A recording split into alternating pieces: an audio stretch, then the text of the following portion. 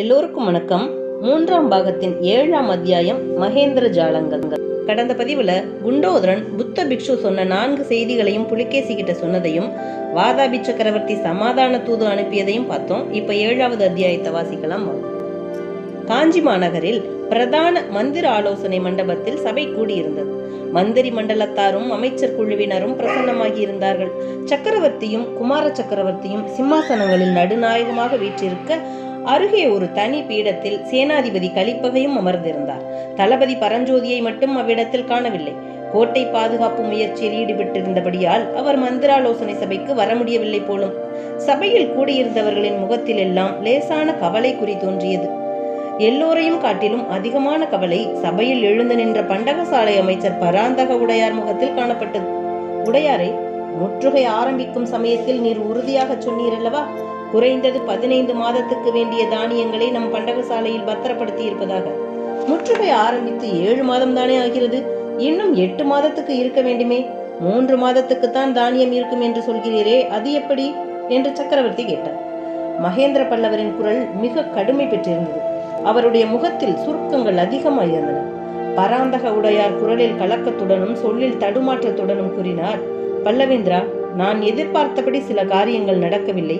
எதிர்பாராத சில காரியங்கள் நடந்துவிட்டன. நகரை விட்டு வெளியேறிய ஜனங்கள் பலர் புல்லலூர் சண்டைக்கு பிறகு நகருக்கு திரும்பி வந்து விட்டார்கள். தொண்டை மண்டலத்தில் உள்ள சிற்பிகள் அனைவரையும் தலைநகருக்குள்ளே கொண்டு வந்து சேர்க்க வேண்டும் என்று தங்களுடைய ஆஞ்ஞை பிறந்தது. இதனால் 5000 பேர் அதிகமானார்கள். நமது கடிகைகள், கல்லூரிகள் எல்லாவற்றையும் மூடி ஆசிரியர்களையும் மாணாக்கர்களையும் வெளியே அனுப்பிவிடலாம் என்று முதலில் யோசனை செய்திருந்தோம். கடைசி நேரத்தில் தாங்கள் அவ்விதம் செய்ய வேண்டாம் என்று கட்டளையிட்டு விட்டீர்கள். இவ்வளவுதானா? இதனாலேயே 5 மாதத்துக்குரிய உணவு குறைந்து போய்விட்டதா என்று சக்கரவர்த்தி கேட்டார். அடியேனும் ஒரு பெரிய தவறு செய்துவிட்டேன். நகரில் உள்ள புருஷர்கள், ஸ்திரீகள், குழந்தைகளை மட்டும் கணக்கெடுத்துக்கொண்டு 15 மாதத்துக்கு உணவு இருப்பதாக சொன்னேன். கறவை பசுக்கள், கோயில் மாடுகள், குதிரைகள் இவற்றை கணக்கில் சேர்க்கவில்லை. மாடுகளுக்கும் குதிரைகளுக்கும் வைக்கோலும் புல்லும் கிடைக்காதபடியால் தானியத்தையே தீனியாக கொடுக்க வேண்டியதாகிவிட்டது என்றார் அமைச்சர். நல்லது பராந்தகரே. தொண்டைமான் இளந்திரையன் வம்சத்தில் பிறந்த மகேந்திர பல்லவன் வாதாபி புலிகேசியிடம் சரணாகதி அடைய நேர்ந்தால் அந்த பழியை கோவில் மாடுகள் மீதும் தேர் குதிரைகள் மேலும் போட்டு விடலாம் அல்லவா என்று கூறிவிட்டு சக்கரவர்த்தி சிரித்தார். அந்த சிரிப்பில் கோபம் அதிகமாய் துணித்ததா, ஏளனம் அதிகமாய் துணித்ததா என்று சொல்வதற்கு முடியாமல் இருந்தது. அப்போது நரசிம்மவர்மர் துள்ளி எழுந்து, அப்பா, என்ன வார்த்தை சொன்னீர்கள்? வாதாபி புலிகேசியிடம் மகேந்திர பல்லவர் சரணாகதி அடைவதா? 1,00,000 பல்லவ வீரர்கள் 7 மாதமாக 3 வேளை உண்டும் உறங்கியும் இந்த கோட்டைக்குள்ளே எதற்காக அடைப்பட்டு கிடக்கிறார்கள்? தந்தையே, நமது பண்டகசாலை அமைச்சரின் கணக்கு பிழையும் ஒரு விதத்தில் நல்லதாகவே போயிற்று. இப்போதாவது கட்டளையிடுங்கள். கோட்டைக்குள்ளே 7 மாதம் ஒளிந்து கொண்டிருந்தது போதும். உலகமெல்லாம் நம்மை பார்த்து சிரித்தது போதும் அப்பா. இப்போதாவது வாதாபி படைகளை தாக்கி நிர்மூலம் செய்யும்படி அடியேனுக்கு கட்டளையிடுங்கள் என்று ஆத்திரமும் அழுகையுமாய் கூறிவிட்டு மகேந்திர பல்லவரின் முன்னால் தரையில் விழுந்து அவருடைய பாதங்களை பற்றி கொண்டார். மகேந்திர பல்லவர் தமது கண்களில் துளித்த நீர்த்துளியை மறைப்பதற்காக முகத்தை பின்புறமாக திருப்பினார். ஒரு நொடி நேரத்தில் சக்கரவர்த்தி மீண்டும் சபையின் பக்கம் திரும்பிய போது அவர் முகத்தில் பழையபடி கடுமையும் ஏளன புன்னகையும் குடிகொண்டிருந்தன. தம் பாதங்களை பற்றி கொண்டு தரையில் கிடந்த மாமல்லரை அவர் தூக்கி நிறுத்தி, மாமல்லா, உன்னை வெகு காலம் நான் அந்த புறத்திலேயே விட்டு வைத்திருந்தது பிசகாய் போயிற்று. 3 தாய்மார்களுக்கு மத்தியில் நீ ஒரே மகனாக அகப்பட்டு கொண்டிருந்தாய் அல்லவா? அதனாலேதான் பெண்களுக்குரிய குணங்களான ஆத்திரமும் படபடப்பும் உன்னிடம் அதிகமாய் காணப்படுகின்றன.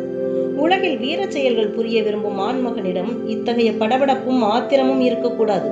நரசிம்மா, மல்யுத்தத்தில் மகா நிபுணனான உனக்கு இதை நான் சொல்ல வேண்டுமா என்றார். மாமல்லருடைய உதடுகள் துடித்தன.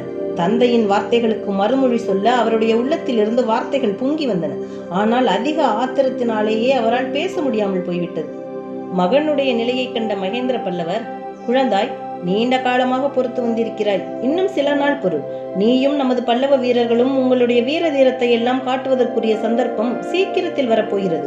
வாதாபி படை இன்னும் சில தினங்களுக்குள் கோட்டையை தாக்கும் என்று எதிர்பார்க்கிறேன். அந்த தாக்குதல் வெகு கடுமையாயிருக்கும் என்றும் எண்ணுகிறேன். அதை சமாளிப்பதற்கு நாமும் நமது பூரண பலத்தை பிரயோகிக்க வேண்டியதாய் இருக்கும். பல்லவர் வீரத்துக்கு மகத்தான சோதனை வரப்போகிறது. அதற்கு நாம் எல்லோரும் ஆயத்தமாக வேண்டும் என்றார். இவ்விதம் மாமல்லரை பார்த்து கூறிய பிறகு பண்டகசாலை அமைச்சரை பார்த்து மகேந்திர பல்லவர், பராந்தகரே, இன்று முதல் காஞ்சி நகரில் உள்ளவர் அனைவரும் மாடுகளும் குதிரைகளும் உள்பட சமண நெறியை மேற்கொள்வோமாக என்றதும் சபையில் இருந்த அனைவருக்கும் தூக்கி வாரி போட்டது. ஒரே ஒரு காரியத்தில் மட்டும்தான் சொல்கிறேன். அதாவது இரவில் உணவு உட்கொள்வதில்லை என்ற சமண முனிவர்களின் விரதத்தை எல்லோரும் கடைபிடிக்க வேண்டும். இதுவரை நீங்கள் கொடுத்து வந்த உணவுப்படியில் 1/3 பங்கை குறைத்து விடுங்கள். அரண்மனைக்கும் ஆலயங்களுக்கும் உட்பட சொல்லுகிறேன். இனிமேல் காஞ்சி நகரில் உள்ளவர்களுக்கெல்லாம் தினம் 2 வேளைதான் உணவு. இதன் மூலம் கைவசம் உள்ள தானியத்தை 4.5 மாதம் நீடிக்குமாறு செய்யலாம் அல்லவா? மந்திரிமார்களே, நீங்கள் என்ன சொல்கிறீர்கள் என்று சக்கரவர்த்தி கேட்கவும், முதன் மந்திரி சாரங்கதேவர், பிரபு, கோட்டை முற்றுகை 4.5 மாதத்துக்கு மேல் நீடிக்காதென்று தாங்கள் அபிப்பிராயப்படுவதாக தெரிகிறது என்றார். இல்லை, 4.5 மாதம் கூட நீடிக்கும் என்று நான் நினைக்கவில்லை. முன்ஜாக்கிரதையாக உணவை 1/3 பங்கு குறைக்கலாம் என்று சொன்னேன்.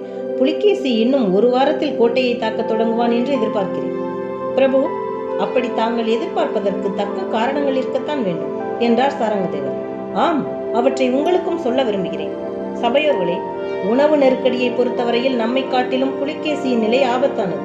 வாதாபி படையினர் 3 மாத காலமாக அரை வயிறு உணவு உண்டுதான் ஜீவித்து வருகிறார்கள். புலிகேசி வாதாபியிலிருந்து புறப்பட்ட போது 5 லட்சம் வீரர்களுடனும் 15,000 யானைகளுடனும் புறப்பட்டான். இப்போது வாதாபி படையில் 3.5 லட்சம் வீரர்கள் தான் இருக்கிறார்கள். 10,000 யானைகள் மட்டும்தான் இருக்கின்றன. சபையோர்களே, இன்னும் 1 மாதம் போனால் இவர்களில் பாதி பேர் பஞ்சத்திலும் நோயிலும் மடிந்து போவார்கள். யானைகளின் கதி என்னாகுமோ தெரியாது. ஆகையால் புலிகேசி சீக்கிரத்தில் கோட்டையை தாக்கித்தான் ஆக வேண்டும். இந்த தாக்குதல் வெகு மூர்க்கமாய் இருக்கும் என்பதிலும் சந்தேகமில்லை. முதலமைச்சர் ரணதீர பல்லவராயர், பல்லவேந்திரா, இந்த மாதிரி அதிசயத்தை இவ்வுலகம் எப்போதும் கேள்விப்பட்டதில்லை.